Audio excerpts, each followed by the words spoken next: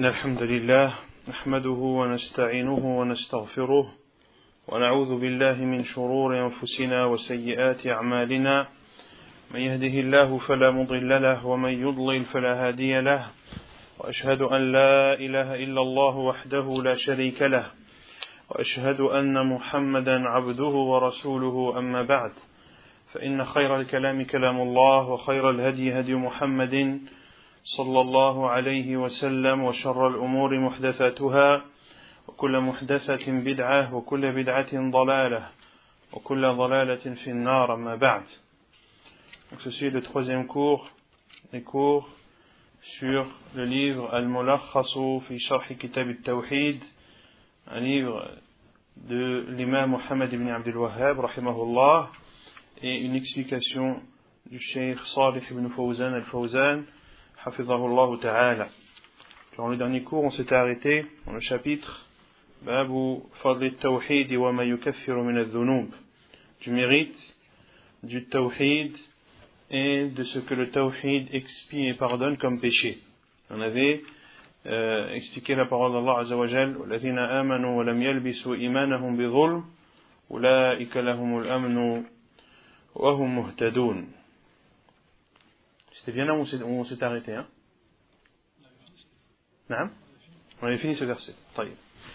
ثم قال المؤلف رحمه الله تعالى عن عبادة بن الصامت رضي الله عنه قال قال رسول الله صلى الله عليه وسلم من شهد أن لا إله إلا الله وحده لا شريك له وأن محمدا عبده ورسوله وأن عيسى عبد الله ورسوله وكلمته ألقاها إلى مريم وروح منه والجنة حق والنار حق أدخله الله الجنة على ما كان من العمل أخرجاه. Selon Ubadah ibn as-Samit radiyallahu anhu, il dit: le prophète sallallahu alayhi wa sallam a dit: celui qui atteste qu'il n'y a de vraie divinité qui ne mérite d'être adoré seul sauf Allah, sans associé, et que Muhammad est son serviteur et envoyé, et que Isa est le serviteur d'Allah et son envoyé, et sa parole qu'il a inculquée en Maryam est une âme venant de sa part, venant de lui, c'est-à-dire d'Allah Azza wa Jal, que le paradis est vérité, que l'enfer est vérité, Allah le fera entrer au paradis en fonction de ce qu'il a accompli comme œuvre. Akhrajah, c'est-à-dire que le hadith est rapporté par Al-Bukhari et Muslim. Ubadah ibn as-Samit, وهو عبادة بن الصامت بن قيس الأنصاري الخزرجي أحد النقباء بدري مشهور توفي سنة 34 من الهجرة وله 72 سنة. شهد أن لا إله إلا الله، تكلم بهذه الكلمة عارفا لمعناها عاملا بمقتضاها ظاهرا وباطنا: لا إله إلا الله، لا معبود بحق إلا الله وحده، حال مؤكد للإثبات، لا شريك له تأكيد للنفي، وأن محمدا أي وشهد أن محمدا عبده مملوكه وعابده ورسوله مرسله بشريعته، وأن عيسى أي وشهد أن عيسى بن مريم عبد الله ورسوله، خلافا لما يعتقده النصارى أنه الله أو ابن الله أو ثالث ثلاثة، وكلمته أي أنه خلقه بكلمة وهي قوله كن، ألقاها إلى مريم، أرسل بها جبريل إليها فنفخ فيها من روحه المخلوقة بإذن الله عز وجل، وروح أي أن عيسى عليه السلام روح من الأرواح التي خلقها الله تعالى منه، أي منه خلقا وإيجادا، كقوله تعالى: وسخر لكم ما في السماوات وما في الأرض جميعا منه. سورة الجاثية الآية الثالثة عشر. عبادة بن الصامت رضي الله عنه, qui est عبادة بن الصامت ibn Qais, qui est un Ansari, qui fait partie de l'Ansar, et qui fait partie également de la tribu de Khazraj. Et il fait partie de ceux qui ont assisté et participé à la bataille de Badr, qui, comme vous le savez, est la première bataille de l'islam. Il est décédé, radiyallahu anhu, en l'an 34 de l'Hégire, à l'âge de 72 ans. Donc ici, Cheikh Al-Fawzan, hafidhallah, va expliquer de façon brève le hadith, phrase par phrase ou ensemble de mots par ensemble de mots. Donc dans ce hadith, le prophète sallallahu alayhi wa sallam a dit que celui qui atteste qu'il n'y a de vraie divinité qui ne mérite d'être adoré qu'Allah, c'est-à-dire celui qui prononce ces paroles en connaissant leur sens et en mettant en pratique les implications de cette parole de façon apparente et cachée. De façon apparente et cachée. La ilaha illallah, cela signifie que nul ne mérite d'être adoré qu'Allah subhanahu wa ta'ala. Wahdahu, seul, ceci pour appuyer l'unicité. La sharika lah, point d'associer à lui, ceci pour exprimer et pour appuyer encore une fois qu'Allah azza wa jal n'a aucun associé. Celui qui atteste qu'il n'y a de vraie divinité qu'Allah seul, sans ne rien lui associer, et que Muhammad est son envoyé et son serviteur et envoyé. Abduhu, serviteur, c'est-à-dire celui qui appartient à Allah et le serviteur d'Allah. Wa rasuluhu, et son envoyé, c'est-à-dire celui qui a été envoyé avec la législation d'Allah azza wa jal, celui qui a pour fonction de transmettre la législation d'Allah azza wa jal. Et que Isa, c'est-à-dire et qui atteste que Isa, le fils de Marie, Jésus, fils de Marie, Abdullahi wa Rasuluh, que Isa, fils de Marie, que Jésus, fils de Marie, alayhi salam, est l'esclave d'Allah et son envoyé. Ceci contrairement à ce que croient les chrétiens, en prétendant que Isa, alayhi salam, est soit Allah, ou soit le fils d'Allah, ou soit le troisième des trois. Wa kalimatuhu, et sa parole, c'est-à-dire que Isa alayhi salam a été créé par la parole d'Allah azza wa jal qui est kun, soit, et il est kun. Et Allah azza wa jal, lorsqu'il dit à une chose kun, fayakun, cette chose est et existe. Et ceci est clairement cité dans Surat Al-Imran. Alqaha ila Maryam, une parole qui a été inculquée en Maryam, en Marie. C'est-à-dire qu'Allah azza wa jal a envoyé Jibril alayhi salam avec cette parole afin que Jibril l'insuffle en Maryam alayhi salam, afin qu'il insuffle en Maryam une âme créée par Allah subhanahu wa ta'ala. Wa ruhun, et une âme, c'est-à-dire que Isa alayhi salam est une âme parmi les âmes qu'a créé Allah azza wa jal. Wa ruhum min, une âme émanant de lui, provenant d'Allah azza wa jal, c'est-à-dire que c'est Allah azza wa jal qui a fait en sorte que cette âme existe, et c'est lui azza wa jal qui l'a créée.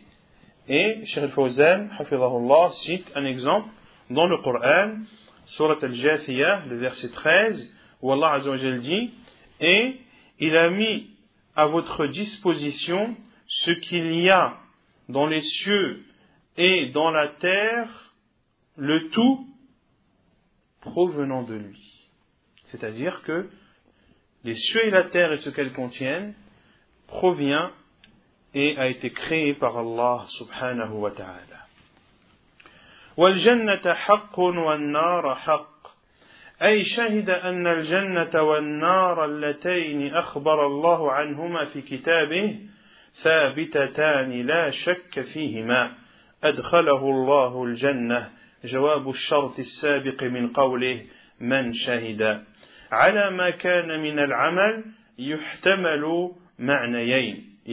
معنيين الأول أدخله الله الجنة وإن كان مقصرا وله ذنوب لأن الموحد لا بد له من دخول الجنة الثاني أدخله الله الجنة وتكون منزلته فيها على حسب عمله أخرجاه أي روى هذا الحديث البخاري ومسلم في صحيحيهما اللذين هما أصح الكتب بعد القرآن. Et le prophète sallallahu alayhi wa sallam continue en disant et que le paradis est vrai et que l'enfer est vrai. C'est-à-dire, et qui atteste que le paradis et l'enfer, dont Allah subhanahu wa ta'ala a parlé, dont Allah azza wa jalla nous a parlé dans son livre, existent réellement et il n'y a aucun doute à leur sujet. Adkhalahu Allahu al-jannah, Allah le fera entrer au paradis.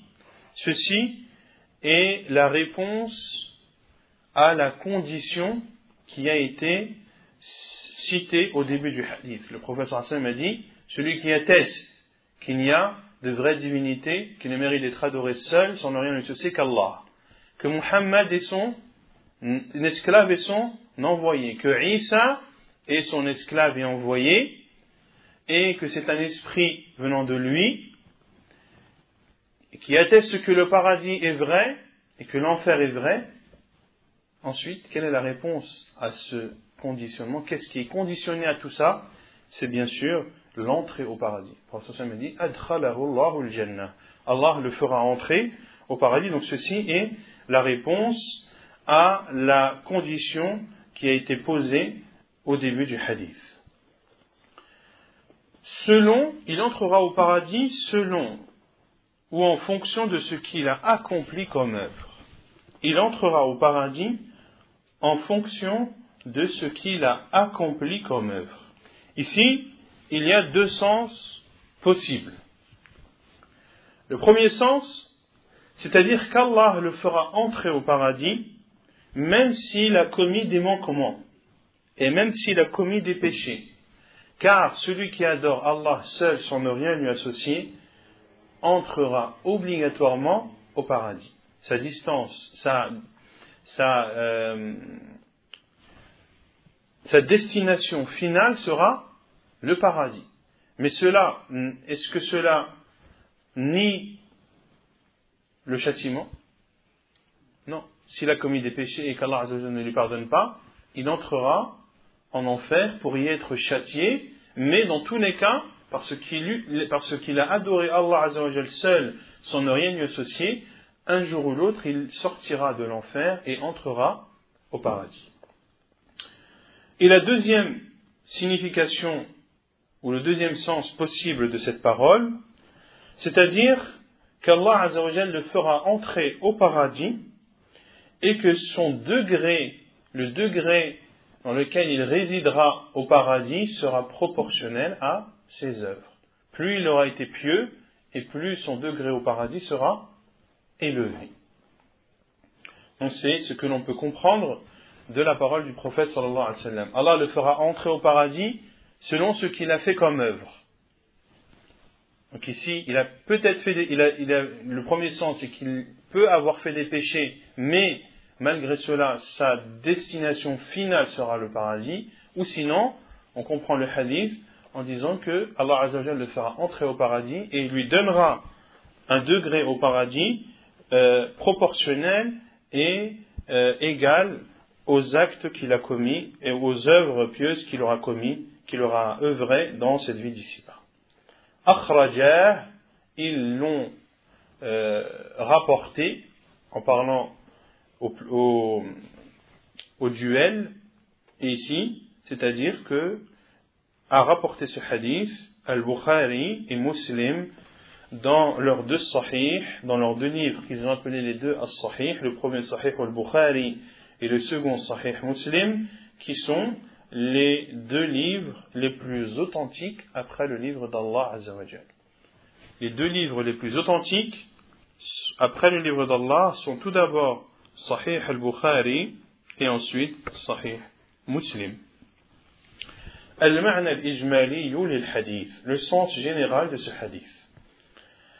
أن الرسول صلى الله عليه وسلم يخبرنا مبينا لنا فضل التوحيد وشرفه أن من نطق بالشهادتين عارفا لمعناهما عاملا بمقتضاهما ظاهرا وباطنا وتجنب الإفراط والتفريط في حق النبيين الكريمين عيسى ومحمد عليهما الصلاة والسلام فأقر لهما بالرسالة وعبوديتهما لله وأنه ليس لهما شيء من خصائص الربوبية وأيقن بالجنة والنار أن مآله إلى الجنة وإن صدر منه معاص دون الشرك. Le sens général du hadith. Le prophète sallallahu alayhi wa sallam nous informe en nous expliquant le mérite du tawhid et la noblesse du tawhid, que celui qui prononce les deux attestations, en connaissant leur sens et en mettant en pratique de façon apparente et cachée ce que ces deux paroles et ces deux attestations impliquent, et s'abstient de l'exagération et s'abstient également du manquement ou du laxisme envers les deux prophètes nobles que sont Isa alayhi salam et notre prophète Muhammad sallallahu alayhi wa ala alihi wa sallam, en croyant en leur message et en attestant que ce sont tous les deux des esclaves d'Allah subhanahu wa ta'ala, et que Isa alayhi salam ainsi que Muhammad sallallahu alayhi wa sallam n'ont rien, on ne les caractérise pas par ce qui est propre à la seigneurie d'Allah subhanahu wa ta'ala. Ils n'ont donc pas la connaissance de l'invisible. Ils ne donnent pas la pourvoyance. Ils ne contrôlent pas l'univers. Et ils n'ont pas le pouvoir de donner la vie et de donner la mort. Tout ceci sont des actes dont Allah Azza wa Jal est le seul détenteur. Ainsi, Isa alayhi salam et Muhammad alayhi salatu wassalam n'ont aucune part dans l'unicité de la seigneurie. Et celui également qui est persuadé de l'existence du paradis et de l'enfer, eh bien, sa destination finale sera le paradis, même si il a commis des péchés qui ne sont pas du polythéisme, qui ne sont pas du shirk. مناسبة الحديث للباب أن فيه بيانا لفضل التوحيد وأنه سبب لدخول الجنة وتكفير الذنوب. Le contexte de ce hadith dans ce chapitre. Le contexte est clair, car dans ce hadith il y a une explication du mérite du tawhid et que le tawhid est une cause qui fait rentrer au paradis et qui permet de pardonner les péchés. ما يستفاد من الحديث, ce que l'on retient de ce hadith. أولا فضل التوحيد وأن الله يكفر به الذنوب.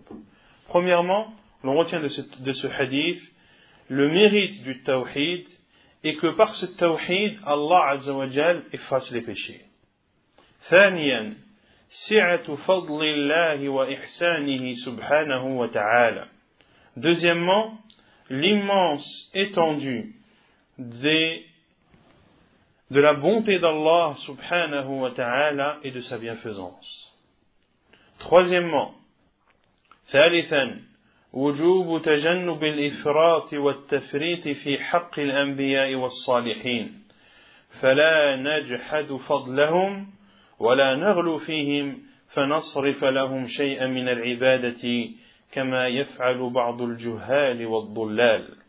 Troisièmement, on retient de ce hadith l'obligation de s'abstenir de toute exagération et de tout manquement à l'égard des prophètes et des vertueux. Nous ne renions en aucun cas leur mérite, de même que nous n'abusons pas sur leur personne au point de leur vouer une partie de l'adoration, comme le font certains ignorants et égarés. رابعا أن عقيدة التوحيد تخالف جميع الملل الكفرية من اليهود والنصارى والوثنيين والدهريين. Quatrièmement, que la croyance du tawhid contredit l'ensemble des croyances mécréantes parmi les juifs, les chrétiens, les associateurs, les polythéistes, ainsi que les athées. خامسا أن عصاة الموحدين لا يخلدون في النار. Cinquièmement, l'on retient de ce hadith que ceux qui appliquent le tawhid mais commettent des péchés qui ne sont pas du shirk ne resteront pas éternellement en enfer. Ne resteront pas éternellement en enfer.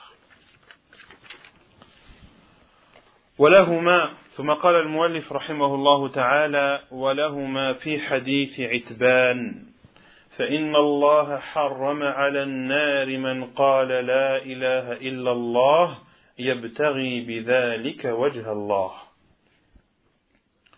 Et selon les deux, c'est-à-dire selon le Bukhari et Muslim, dans le hadith de Itban, radiyallahu ta'ala anhu,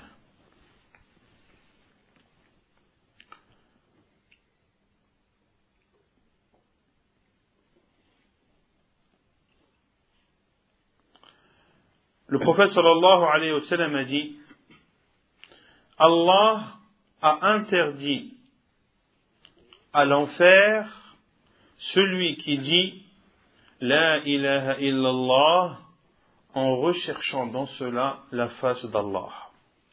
Allah interdit à l'enfer celui qui dit La ilaha illallah en recherchant par cela la face d'Allah ou le visage d'Allah subhanahu wa ta'ala. Itban هو عتبان بن مالك بن عمرو بن العجلان الأنصاري من بني سالم بن عوف صحابي مشهور مات في خلافة معاوية. ولهما أي روى البخاري ومسلم في صحيحيهما هذا الحديث بكماله وهذا طرف منه. حرم على النار التحريم المنع أي منع النار أن تمسه يبتغي بذلك وجه الله أي مخلصا من قلبه ومات على ذلك ولم يقلها نفاقا. عتبان qui est Itban ibn Malik ibn Amr ibn al-Ajlan al-Ansari, c'est également un Ansari radiyallahu anhu qui fait partie de la tribu de Salim ibn Auf et c'était un compagnon réputé et connu qui est mort lors du califat de Muawiyah radiyallahu ta'ala anhu. Walahuma, ce que l'imam Muhammad ibn Abdul Wahhab a dit walahuma, c'est-à-dire qu'il a été rapporté également par Al-Bukhari et Muslim dans leurs deux sahih, et Al-Bukhari et Muslim rahimahumallah ont rapporté ce hadith dans sa totalité, et ceci n'est qu'une partie de ce hadith. Cette phrase citée par l'imam Muhammad ibn Abdul Wahhab n'est pas le hadith de Itban dans sa totalité, mais uniquement une partie de celui-ci. harrama ala an-nar, Allah a interdit à l'enfer, c'est-à-dire qu'il interdit à l'enfer de le toucher, c'est-à-dire de toucher celui qui dit La ilaha illallah. Yabtaghi bidhalika wajha Allah, en recherchant dans cela la face d'Allah, c'est-à-dire en étant sincère par son cœur et en mourant dans cet état. Et cela veut dire également qu'il ne la dit pas par hypocrisie. Qu'il ne la dit pas par hypocrisie, car les hypocrites disaient Amanna. Ils disaient nous croyons. Ils disaient la ilaha illallah, mais ils ne le disaient pas avec sincérité. المعنى الإجمالي للحديث, le sens général du hadith. أن الرسول صلى الله عليه وسلم يخبر خبرا مؤكدا أن من تلفظ بكلمة لا إله إلا الله قاصدا ما تدل عليه من الإخلاص ونفى الشرك عاملا بذلك ظاهرا وباطنا ومات على تلك الحال لم تمسه النار يوم القيامة. Le sens général du hadith. Le prophète sallallahu alayhi wa sallam nous informe de façon catégorique que celui qui prononce la parole La ilaha illallah en voulant, tout en connaissance de cause, en la disant avec sincérité et en délaissant le shirk, en délaissant le polythéisme et en mettant en pratique cette parole de façon apparente et cachée, et meurt dans cet état, eh bien, l'enfer ne le touchera pas le jour du jugement. مناسبة الحديث للباب أن فيه دلالة واضحة على فضل التوحيد وأنه يوجب لمن مات عليه النجاة من النار وتكفير السيئات. Pourquoi ce hadith a été cité dans ce chapitre? Eh bien, la preuve est claire. Il y a dans ce hadith une preuve claire et évidente qui montre le mérite du tawhid et que celui qui meurt en étant dans le tawhid, eh bien, sera préservé de l'enfer et ses péchés seront pardonnés. Ma yustafadu min al-hadith. Ce que l'on retient du hadith. أولا فضل التوحيد وأنه ينقذ من النار ويكفر الخطايا. Premièrement, le mérite du tawhid est que le tawhid épargne de l'enfer et efface les péchés. ثانيا أنه لا يكفي في الإيمان النطق من غير اعتقاد القلب كحال المنافقين. Deuxièmement, on retient de ce hadith qu'il ne suffit pas pour croire de prononcer des paroles sans les accompagner d'une croyance profonde, avec le cœur, comme c'est le cas des hypocrites.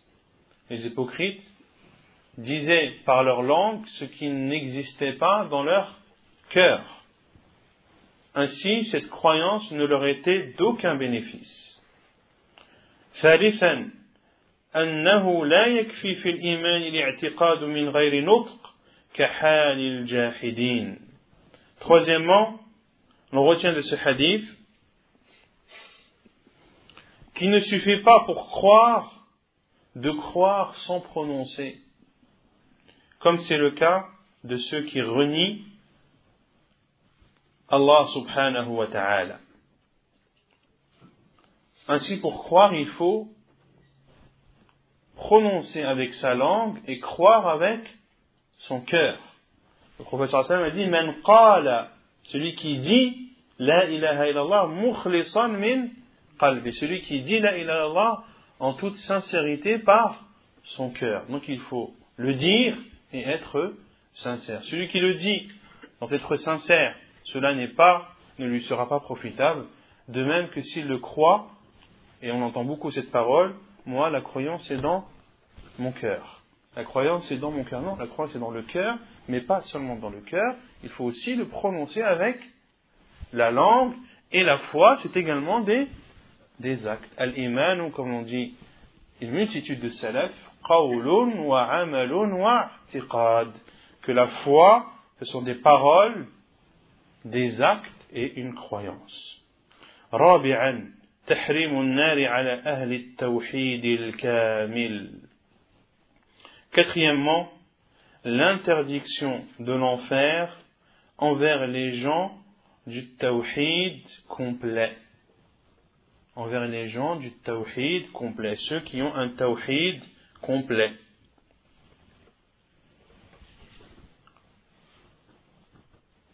خامسا أن العمل لا ينفع إلا إذا كان خالصا لوجه الله وصوابا على سنة رسول الله صلى الله عليه وسلم. Cinquièmement, il y a dans ce hadith la preuve que les actes ne peuvent bénéficier en la faveur de celui qui les a faits que lorsque cet acte est entièrement sincère pour Allah subhanahu wa ta'ala et en conformité avec la sunna du prophète sallallahu alayhi wa ala alihi wa sallam. Sixièmement, sadisan, أن من قال لا إله إلا الله وهو يدعو غير الله لم تنفعه كحال عباد القبور اليوم يقولون لا إله إلا الله وهم يدعون الموتى ويتقربون إليهم. Sixièmement, que celui qui dit la ilaha illallah tout en invoquant autre qu'Allah, eh bien cette parole ne lui sera d'aucun bénéfice. Comme c'est le cas des adorateurs des tombes aujourd'hui qui disent la ilaha illallah, mais en même temps invoquent les morts et se rapprochent d'eux. Invoquent les morts et se rapprochent d'eux. Ceux-là ont-ils dit la ilaha illallah en toute sincérité, en recherchant la face d'Allah? La réponse est non. Car s'ils avaient dit la ilaha illallah en toute sincérité, eh bien, ils n'auraient voué aucune adoration à autre qu'Allah subhanahu wa ta'ala. Sabi'an, isbatul wajhi lillahi ta'ala ala ma yaliqu bi jalalihi wa 'azamatihi. Septièmement, on retient de ce hadith l'attestation du visage à Allah subhanahu wa ta'ala. Allah azza wa jalla a un visage conformément à sa majesté et son immensité subhanahu wa ta'ala. Donc nous attestons qu'Allah azza wa jalla a un visage, car Allah azza wa jalla se l'est attesté dans son noble livre, et son envoyé sallallahu alayhi wa sallam lui a attesté dans de nombreux hadiths authentiques, dont ce hadith de Itban, qui est, comme on l'a dit précédemment, rapporté par Al-Bukhari et Muslim.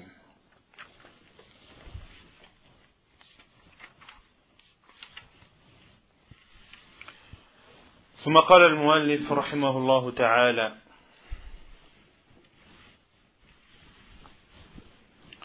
وعن أبي سعيد الخدري رضي الله عنه أن النبي صلى الله عليه وسلم قال موسى يا رب علمني شيئا أذكرك وأدعوك به.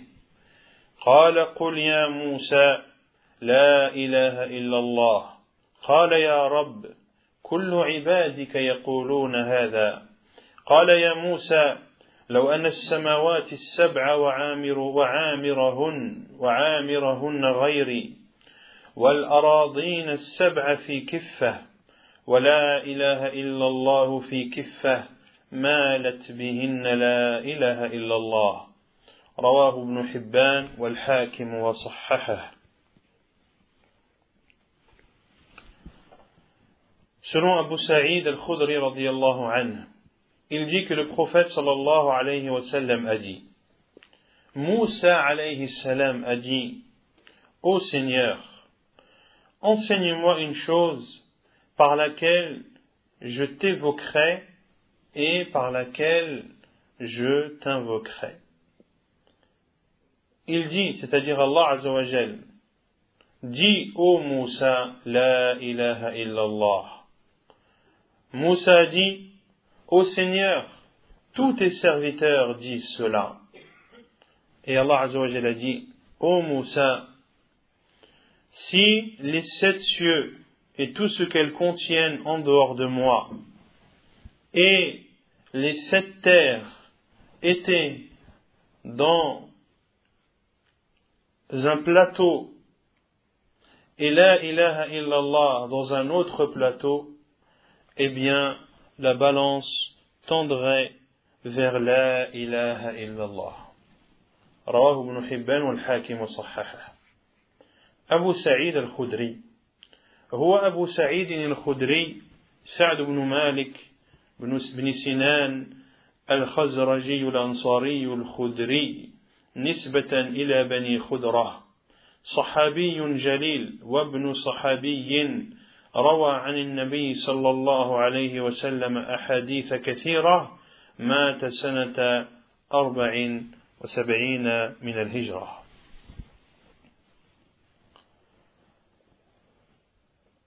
Abu Saïd al-Khudri radiyallahu anhu. Qui est Abu Saïd al-Khudri? Sa'd ibn Malik ibn Sinan al-Khazraji al-Ansari, qui fait également partie de la tribu de al-Khazraj et qui fait partie également des Ansar. Et al-Khudri, qui est une affiliation à la tribu de Banu Khudra. C'est un immense compagnon et le fils d'un compagnon. Abu Saïd al-Khudri est un compagnon, fils d'un compagnon. Malik ibn Sinan radiyallahu ta'ala anhu. Et il a rapporté de nombreux hadiths du prophète sallallahu alayhi wa sallam, et il est décédé radiyallahu anhu en l'an 74 de l'Hégire. Moussa هو موسى بن عمران رسول الله إلى بني إسرائيل وكليم الله. أذكرك أثني عليك وأحمدك به وأدعوك به أتوسل به إليك إذا دعوتك. يقولون هذا أي هذه الكلمة وعامرهن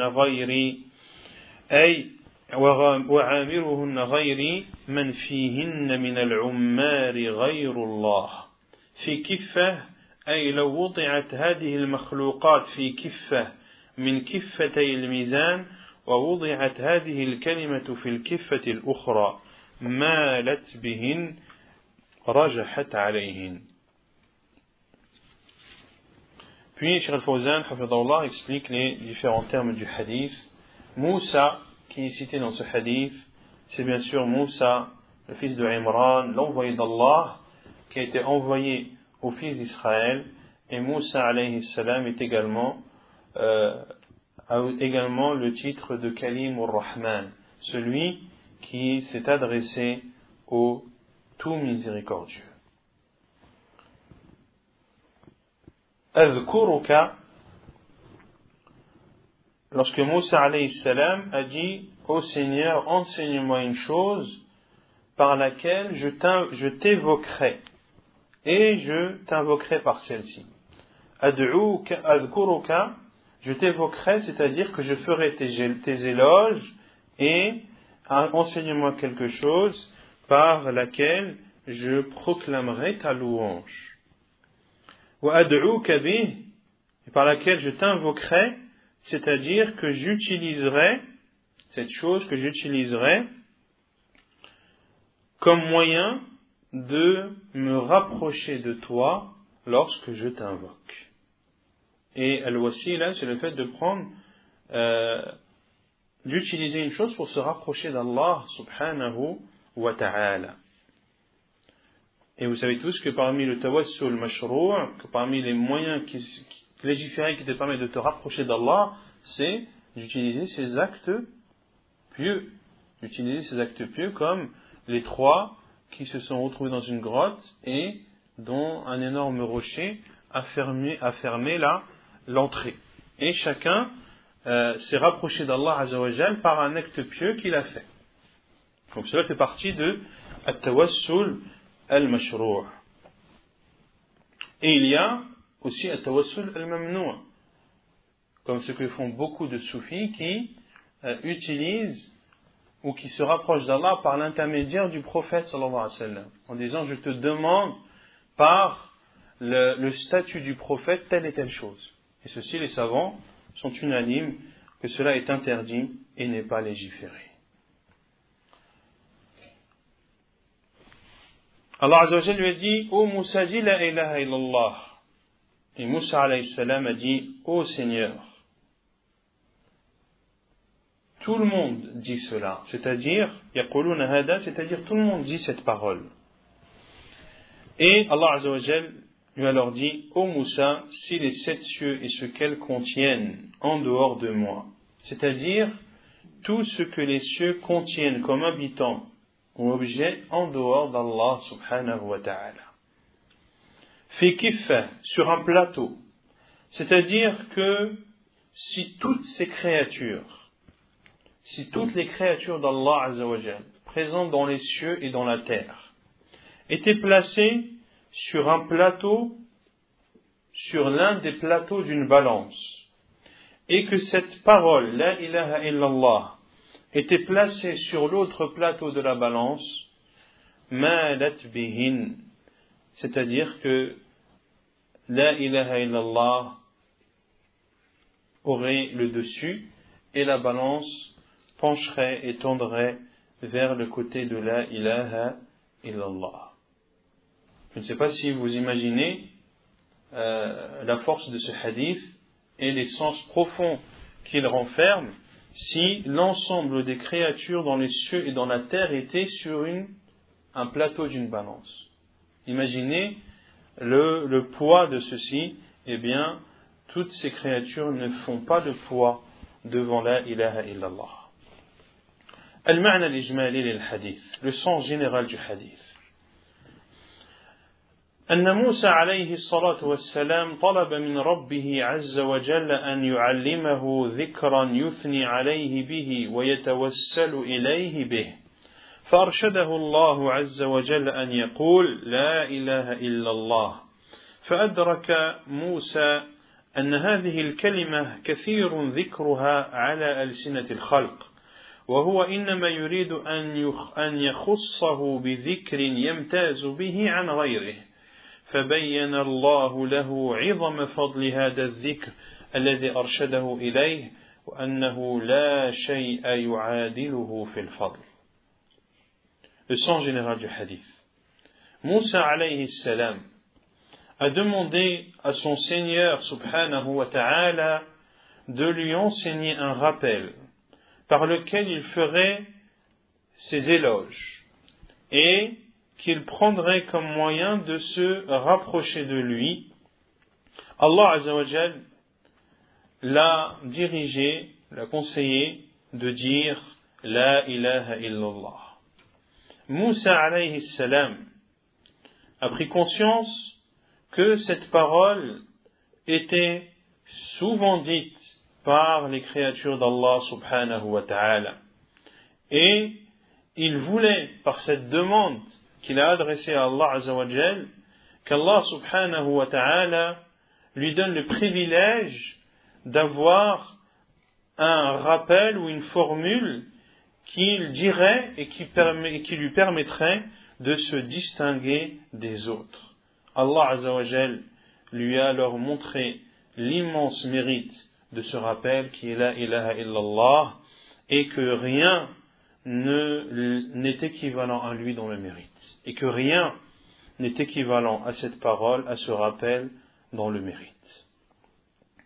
مناسبة الحديث للباب أن فيه بيان فضل كلمة التوحيد وأنه لا شيء يعادلها في الفضيلة. Donc, le contexte de ce hadith dans ce chapitre, il y a dans ce hadith le mérite, le grand mérite de la parole du tawhid qui est la ilaha illallah et que rien n'est équivalent à cette parole dans le mérite. ما يستفاد من الحديث. أولا عظم فضل لا إله إلا الله لما تتضمنه من التوحيد والإخلاص. Premièrement, ce que l'on retient de ce hadith, c'est l'immense mérite de la ilaha illallah, de par ce qu'elle contient comme tawhid, comme unicité et sincérité. ثانيا فضل موسى عليه السلام وحرصه على التقرب إلى الله. Deuxièmement, on retient de ce hadith le mérite de Moussa alayhi salam et sa motivation et son dévouement à se rapprocher d'Allah subhanahu wa ta'ala. ثالثا أن العبادة لا تكون إلا بما شرعه الله وليس للإنسان أن يبتدع فيها من عند نفسه لأن موسى طلب من ربه أن يعلمه ما يذكره به. Troisièmement, on retient de ce hadith que l'adoration ne peut être faite que en conformité avec ce qu'Allah Azza wa Jal a légiféré. On ne peut adorer Allah Azza wa Jal que comme il l'a légiféré, subhanahu wa ta'ala. Et il n'appartient pas à l'être humain d'innover dans l'adoration, d'innover des choses provenant de sa propre personne. Comment l'on déduit cela du hadith? Cheikh Al-Fawzan, hafidhahullah, dit: car Moussa alayhi salam a demandé à son Seigneur de lui enseigner une formule par laquelle il l'évoquerait. رابعا أن ما اشتدت الحاجة والضرورة إليه كان أكثر وجودا فإن لا إله إلا الله لما كان العالم مضطرا إليها كانت أكثر الأذكار وجودا وأيسرها حصولا. Quatrièmement, l'on retient de ce hadith qu'une chose dont les gens ont besoin eh bien cette chose est la plus répandue. Et parce que la ilaha illallah, parce que l'ensemble des mondes ont besoin de la ilaha illallah, eh bien, ce rappel, cette formule est la plus prononcée, et la plus facile à dire. كانت أكثر الأذكار وجودا وأيسرها حصولا. خامسا, c'est celle qui est la plus prononcée et celle qui est la plus accessible. خامسا أن الله فوق السماوات لقوله وعامرهن غيري. Cinquièmement, on retient de ce hadith qu'Allah subhanahu wa ta'ala est au-dessus des cieux. Qu'Allah Azza wa Jal est au-dessus des cieux. Pourquoi? Comment on déduit? Car Allah Azza wa Jal a dit: si les 7 cieux et ce qu'elles contiennent en dehors de moi. Donc Allah Azza wa Jal n'est pas dans les cieux, mais il est au-dessus des cieux subhanahu wa ta'ala. سادسا أنه لا بد في الذكر بهذه الكلمة من التلفظ بها كلها ولا يقتصر على لفظ الجلالة الله كما يفعله بعض الجهال. Sixièmement, le retient de ce hadith que ce rappel, c'est-à-dire la ilaha illallah, doit être dit en prononçant tous les mots et ne pas se contenter de prononcer le nom divin Allah uniquement comme le font certains ignorants. Ici, Allah Azza wa Jalla a dit à Moussa: Qul la ilaha illallah. Dis la ilaha illallah. Ainsi, il n'est pas autorisé de faire un rappel en disant que Allah, comme le font les soufis en disant Allah, Allah, Allah, et ceci n'est pas légiféré en islam. سابعا إثبات ميزان الأعمال وأنه حق. Septièmement, il y a dans cela l'attestation de la balance, que les actes seront pesés et que ceci est vérité. ثامنا أن الأنبياء يحتاجون إلى التنبيه على فضل التوحيد على فضل لا إله إلا الله. Huitièmement, on retient de ce hadith que les prophètes et envoyés d'Allah ont besoin qu'on les interpelle sur le mérite de la ilaha illallah. Si les prophètes ont besoin qu'on les interpelle sur le mérite de la ilaha illallah, que devons-nous dire des musulmans en général et des musulmans à notre époque? Eh bien, ce ne sont pas des interpellations qu'il faut, mais c'est presque un enseignement qu'il faut reprendre à zéro, wallahu a'lam. تاسعا أن الأراضين سبع كالسماوات. Neuvièmement, on retient de ce hadith que les terres sont au nombre de 7 comme les cieux. Que les terres sont au nombre de 7 comme les cieux.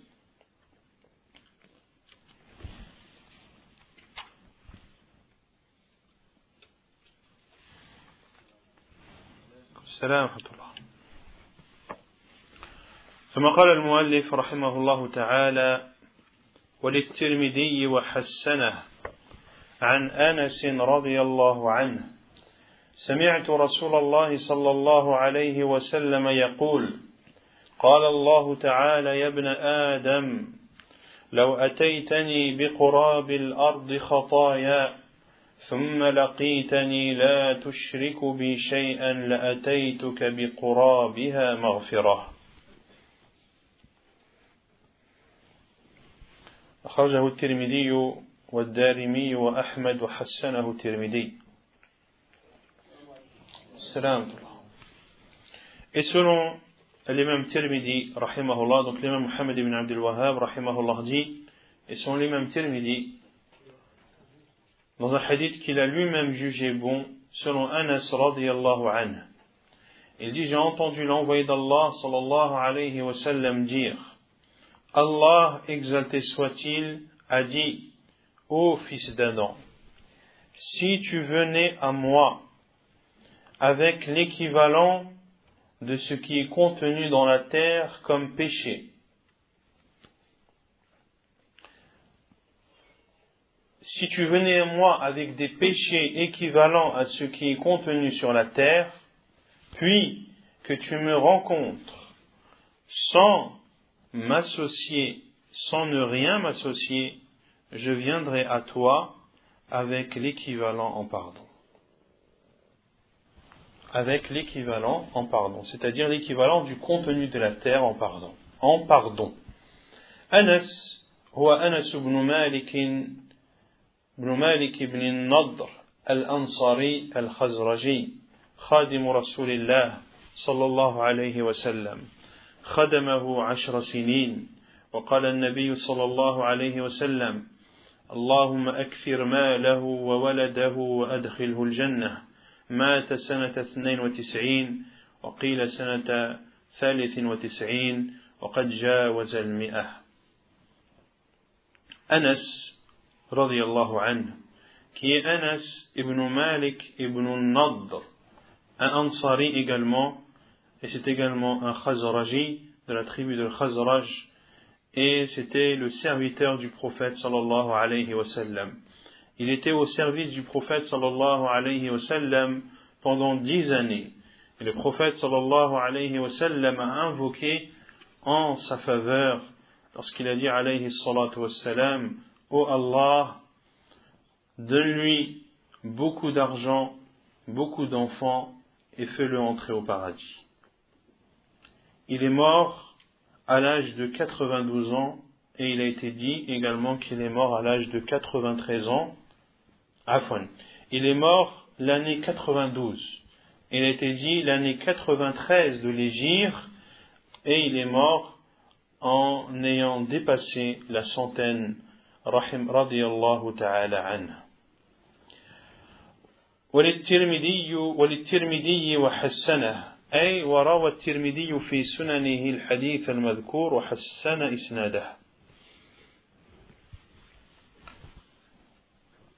Et d'après l'imam Tirmidhi qu'il a jugé bon, c'est-à-dire que ce hadith est rapporté dans les sunans de l'imam Tirmidhi, rahimahullah, et il a jugé la chaîne de transmission comme étant bonne. قراب بضم القاف وقيل بكسرها والضم أشهر وهو ملؤها أو ما يقارب ملؤها ثم لقيتني لا تشرك بشيئا أي ثم مت حال كونك سالم من الشرك وهذا شرط في الوعد بحصول المغفرة مغفرة الغفر لغة الستر وشرعا تجاوز الله عن خطايا وذنوب عباده. قراب dans le hadith لو أتيتني بقراب قراب بضم القاف وقيل بكسرها. On peut dire قراب ou قراب, mais le plus répandu est قراب, c'est-à-dire le contenu ou presque le contenu. Puis lorsque Allah Azza wa Jalla a dit, puis que tu me rencontres sans ne m'avoir rien associé. Puis que tu me rencontres, c'est-à-dire, puis que tu meurs, alors que tu étais préservé du polythéisme. Et ceci est une condition pour bénéficier de la promesse d'Allah Azza wa Jalla de lui apporter l'équivalent en pardon. C'est la condition thumma laqitani la tushriku bi shay'a, puis que tu me rencontres, c'est-à-dire que tu meurs en n'associant rien à Allah subhanahu wa ta'ala.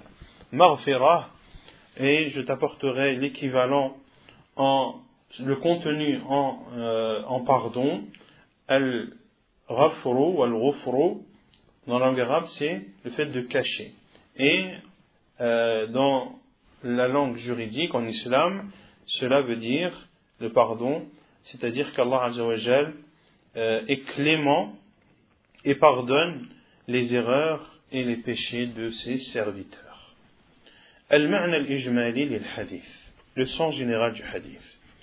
يخبر النبي صلى الله عليه وسلم عن ربه عز وجل أنه يخاطب عباده ويبين لهم سعة فضله ورحمته وأنه يغفر الذنوب مهما كثرت ما دامت دون الشرك وهذا الحديث مثل قوله تعالى إن الله لا يغفر أن يشرك به ويغفر ما دون ذلك لمن يشاء.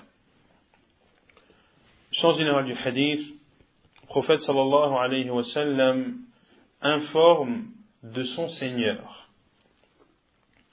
qu'Allah Azza wa Jal s'adresse à ses serviteurs en leur montrant l'immense étendue de ses bienfaits et de sa miséricorde subhanahu wa ta'ala, et qu'il pardonne les péchés quelle que soit leur quantité lorsqu'ils ne sont pas du polythéisme, lorsque ces péchés ne font pas partie du shirk.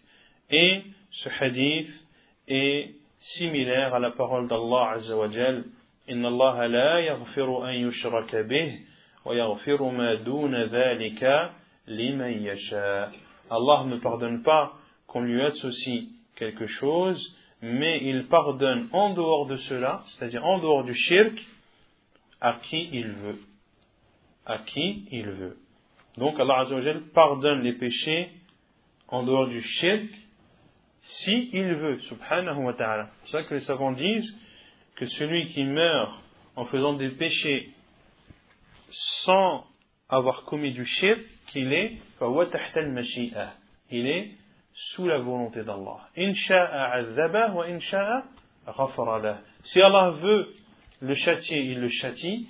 Si Allah veut lui pardonner, il lui pardonne. Si Allah le châtie, c'est par justice. Et si Allah lui pardonne, c'est par miséricorde. La yus'alu amma yaf'al wa hum yus'alun. Allah Azza wa Jalla n'est pas questionné sur ce qu'il fait, mais ce sont ses serviteurs qui seront au contraire questionnés. مناسبة الحديث للباب أن فيه دليلا على كثرة ثواب التوحيد وأنه يكفر الذنوب مهما كثرت. Le contexte du hadith dans ce chapitre, il y a dans ce hadith une preuve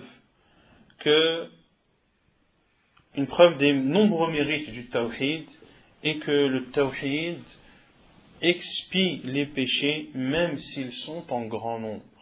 Il expie les péchés même s'ils sont en grand nombre.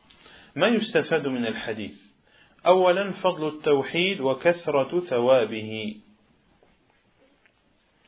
Premièrement, le mérite du tawhid et les nombreuses récompenses qui en découlent.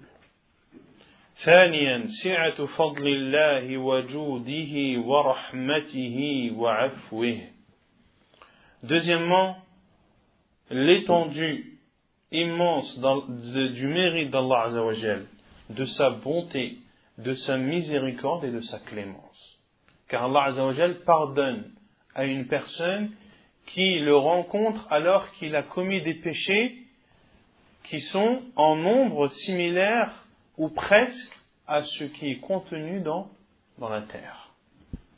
ثالثا الرد على الخوارج الذين يكفرون مرتكب الكبيرة التي هي دون الشرك. Troisièmement, il y a dans ce hadith une réponse aux khawarij qui considèrent mécréants ceux qui commettent des grands péchés en dehors du shirk. Un des égarements de khawarij, c'est qu'ils disent que celui qui commet un grand péché est un kafir. Est un kafir qui sort de l'islam, et ceci est une réponse et ce hadith est une réponse à cette ambiguïté, car Allah Azza wa Jalla a dit لو أتيتني بقراب الأرض خطايا. Si tu venais à moi avec des péchés équivalents au contenu de la terre. Ici, les péchés, est-ce qu'ils concernent les petits, uniquement les petits, ou les petits et les grands? Les deux, les petits et les grands, mais les grands, là il y a une exception, à condition que ce ne soit pas du shirk. رابعا إثبات الكلام لله عز وجل على ما يليق بجلاله. Quatrièmement, il y a dans ce hadith l'attestation de l'attribut de la parole à Allah Azza wa Jal. Et Allah Azza wa Jal parle conformément à sa majesté subhanahu wa ta'ala. Car le prophète sallallahu alayhi wa sallam a dit قال الله تعالى. Allah Azza wa Jal a dit. Donc ici le prophète sallallahu alayhi wa sallam atteste à Allah l'attribut de la parole.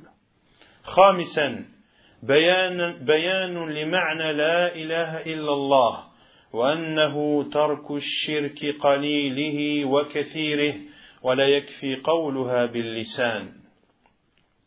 Cinquièmement, on retient de ce hadith l'explication de la ilaha illallah et que la ilaha illallah signifie de délaisser le polythéisme, qu'il soit petit ou grand, et que le fait de le prononcer cette parole la ilaha illallah ne suffit pas.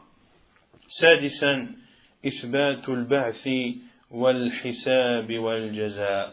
Sixièmement, il y a la preuve dans ce hadith de la résurrection, du jugement et de la rétribution. Il y a dans ce hadith la preuve de la résurrection, du jugement et de la rétribution. Car Allah Azza wa Jalla dit thumma laqitani, puis que tu me rencontres. Quand est-ce qu'il rencontrera Allah Azza wa Jalla?